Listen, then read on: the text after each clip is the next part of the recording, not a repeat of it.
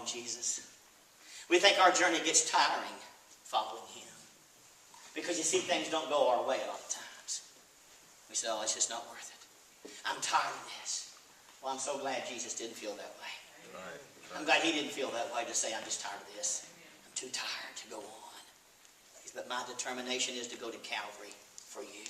Wow. At this moment, he said, I have a deliberate direction that I'm going.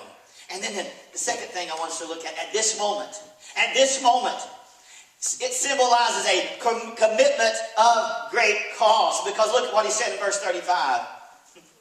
And he says this, that then they brought him to Jesus, and they threw their own clothes on the coat, and they set Jesus on him.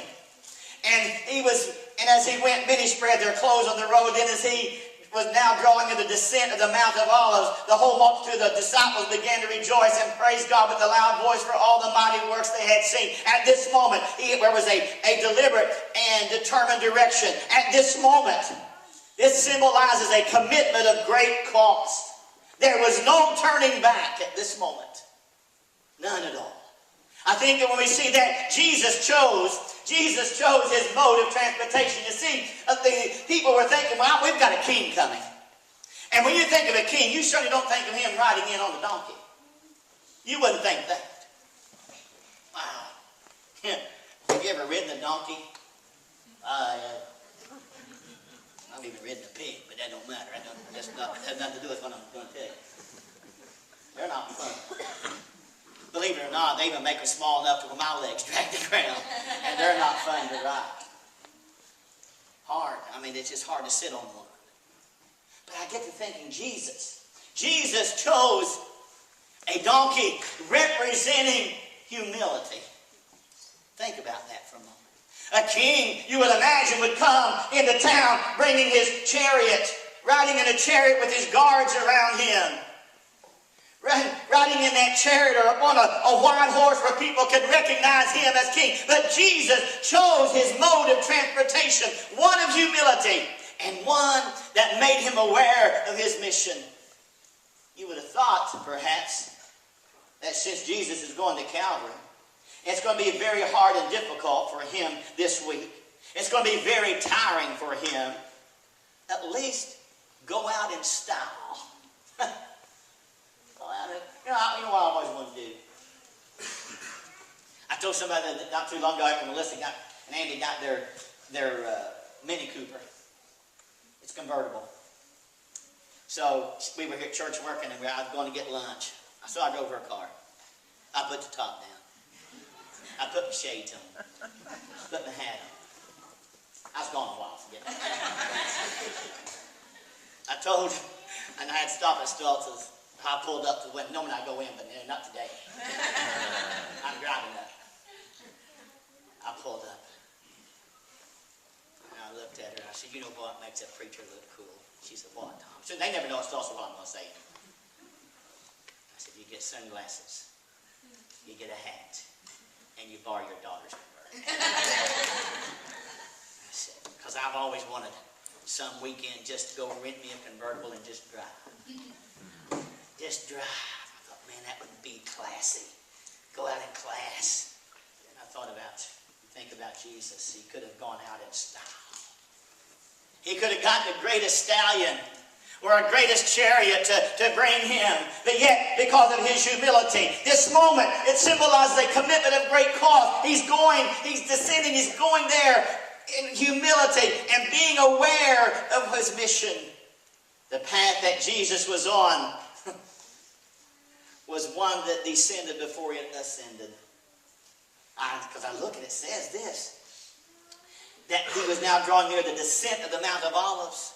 So he was coming from Bethany and descending to the Mount of Olives. And at night, he didn't stay there. He would go back to Bethany so he would ascend. So he realized before he can ascend, he must descend. And his mission was, before I get back to the Father, I must go to the grave and then go back to him.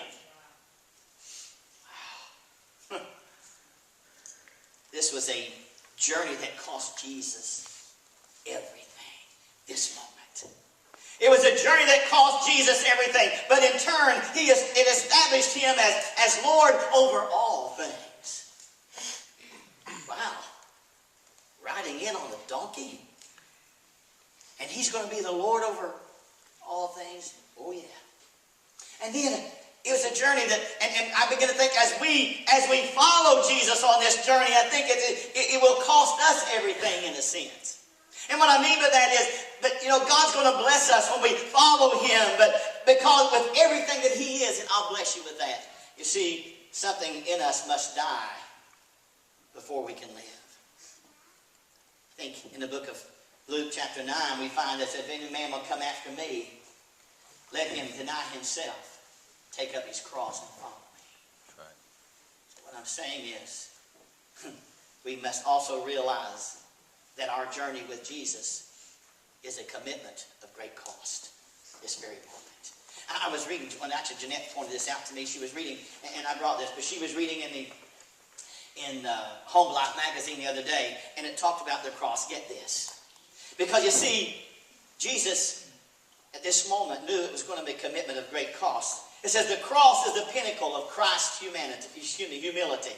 There was simply no lower place he could go. Our pure and holy God became sin to take away our sin. He became our lust.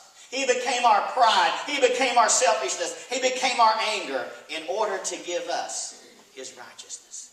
As he became our sin, he experienced hell on the cross for us.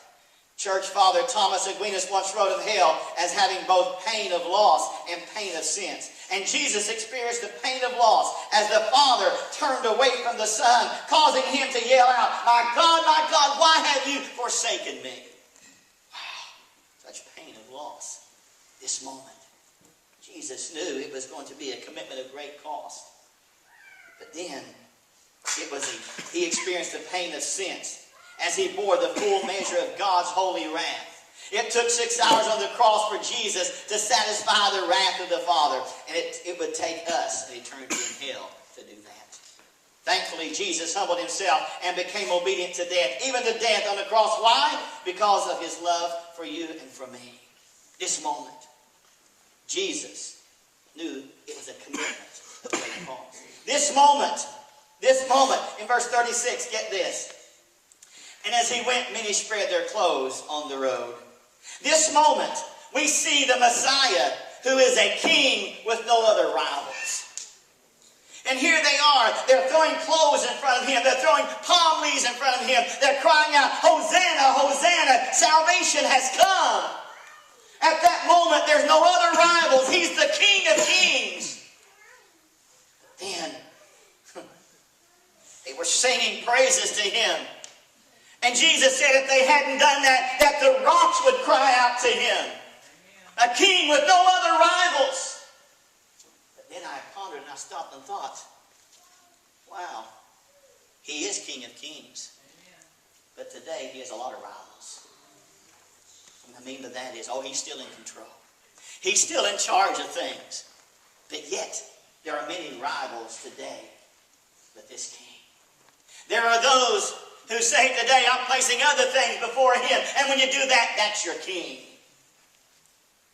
There are other kings who are rivals. But there's no king like him. But you see, the thing about it is, we look at this king. And here we see him, the Messiah, at this moment. At this very moment, a king with no rivals. And then his actions. This moment, his actions present us with a decision that, man, you see, Jesus was reminded that he was going to die a king like no other king. Well, you don't put a king on the cross. Jeanette and I were watching something the other evening, and, it's Sir Lancelot. Not Lancelot Link, the monkeys, but Sir Lancelot. The first night, the king died. He was killed.